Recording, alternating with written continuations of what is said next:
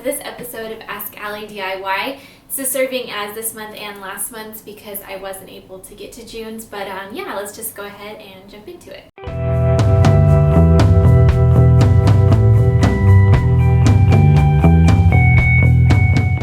Thank you for your question, Renesis FTW. The V8 for sure. Mustangs are muscle cars at heart, and I respect that. The EcoBoost Mustang is a fine car. It's just never going to be the muscle car that the Mustang was intended to be. You kind of also can't expect the same amount of fun out of an EcoBoost motor that you would get from, say, a 5-liter V8.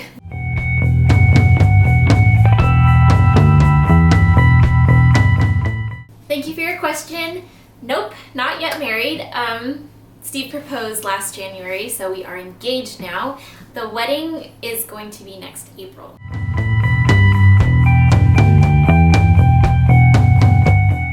Thank you for your question, Safar Mustafa. By far the best automatic transmission fluid I've ever used is the Redline D4 ATF.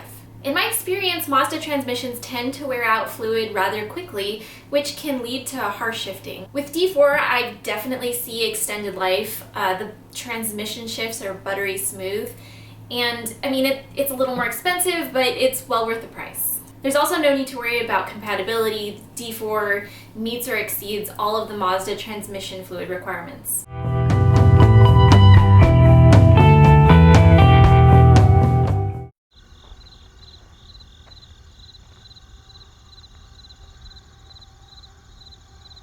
It appears to me as though you may have stumbled onto our channel by mistake or are slightly confused. All joking aside, honestly, this is not like a one-size-fits-all club for only one kind of car person.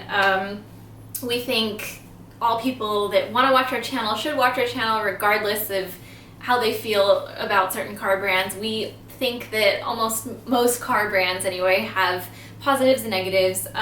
Just different people have different preferences, and based on the kinds of videos we do, obviously we tend to prefer Mazdas.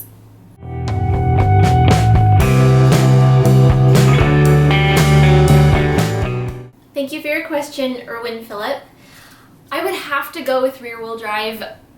All-wheel drive is all well and good. It's just not as much fun, and then there's the added benefit of having less weight to lug around. All-wheel drive systems tend to be a bit heavier, and I'd like my car to be as nimble as possible.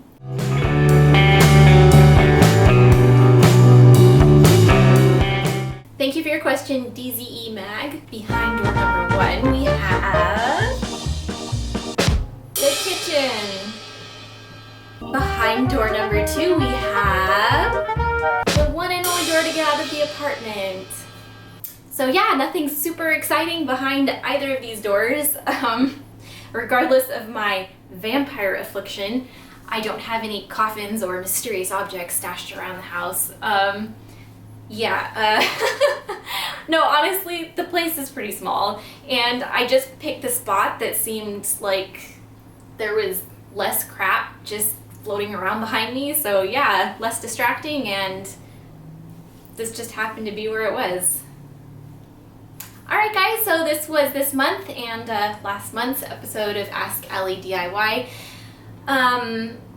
If you're kind of sitting there on your computer going, oh, it seems like they do less videos in the summertime, well, it's because there are less Everything DIY videos in the summertime, for now at least. The place where we live, it's hot. it's super hot.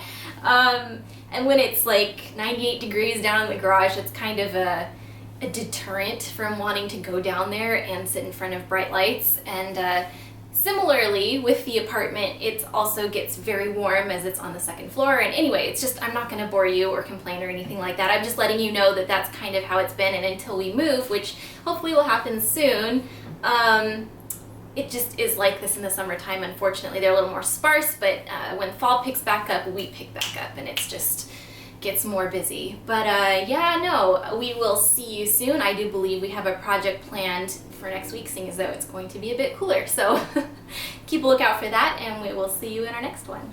Bye!